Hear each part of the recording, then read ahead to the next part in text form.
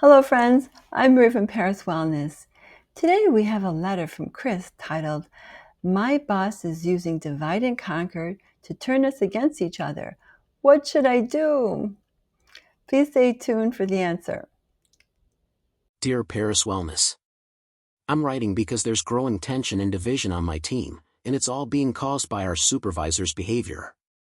We work remotely, but instead of building unity among us, our supervisor seems to follow a divide and conquer approach that's tearing the team apart.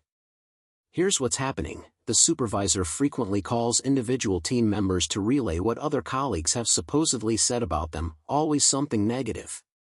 For example, he'll call one of us and say, "Just so you know, Sarah complained that you're not doing your part on the last project." Then later, he'll call someone else and tell them that another teammate was criticizing their performance. This pattern keeps repeating with almost everyone on the team. The result is constant suspicion, mistrust, and hostility. Instead of focusing on our work, everyone is now defensive, unsure who to trust, and worried about what's being said behind their back. It feels like our supervisor is intentionally dividing us to maintain control or to make himself look important to upper management.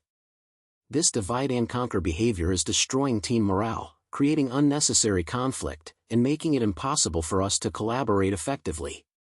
Many of us used to enjoy working together, but now the atmosphere is toxic, even though we're working remotely. Dear ParisWellness, how should I handle a situation like this? I don't want to escalate things and make it worse, but I also can't keep working under a supervisor who manipulates and divides the team like this. What's the best way to protect myself and hopefully help restore unity among my coworkers? With appreciation, Chris.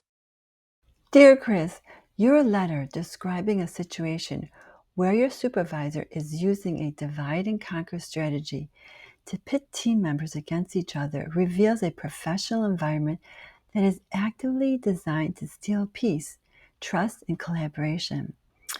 Please recognize that the division, suspicion, and mistrust and hostility you are witnessing are the intended devastating results of this approach. This is not about job performance.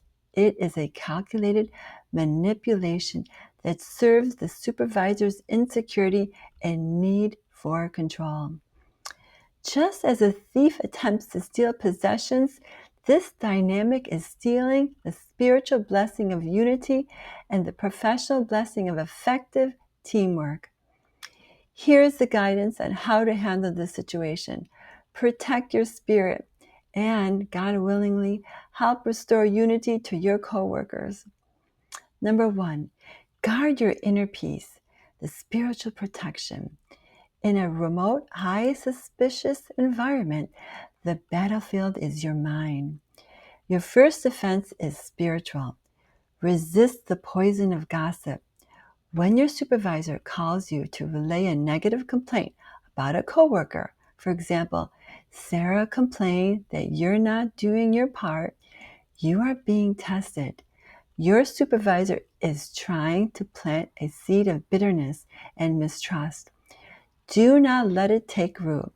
Acknowledge the information neutrally. Thank you for letting me know. I will review my part of the project is a great response. Do not speculate, accuse, or retaliate against the teammate. Assume the reported conversation is false, exaggerated, or manipulated. By keeping your thoughts pure, you stop the emotional contamination from spreading within you. Pray for unity. This may sound simple, but actively holding your team in a space of positive intention, even when you suspect they're speaking ill of you, helps you maintain your own integrity and peace. This is how we anchor ourselves in faith when turmoil tries to take hold. And set emotional boundaries. Understand that your supervisor's drama is not your responsibility to solve or to internalize. When you log off, leave their toxicity at the virtual door. This is a crucial step in preventing the draining effect of your personal life. 2, establish justice. It's the professional defense and unity to do. The divide and conquer tactic relies on silence and isolation. You counteract it with unity, transparency, and facts. Counter the division with collaboration. The supervisor thrives when the team doesn't talk to each other. You must do the opposite. When you receive a vague complaint about a teammate, reach out to that teammate directly and professionally to collaborate on the project itself. For example, "Hi Susan, I just wanted to make sure you're aligned on the last project steps. Can we sync up for 5 minutes to ensure our sections integrate smoothly?" is a great response. This builds trust and silently exposes the supervisor's manipulation. The power of documentation always is very useful. Keep a detailed private log of every instance where the supervisor relays negative information or sets one team member against another. Record the quote, the date, and the specific coworker mentioned. This documentation is crucial because it highlights a pattern of behavior designed to undermine collaboration, not solve a work problem.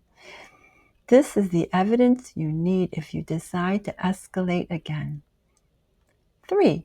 Seek restoration, the path to gaining. Your goal is not just to survive, but to thrive in a place where your contributions are valued and your team is unified.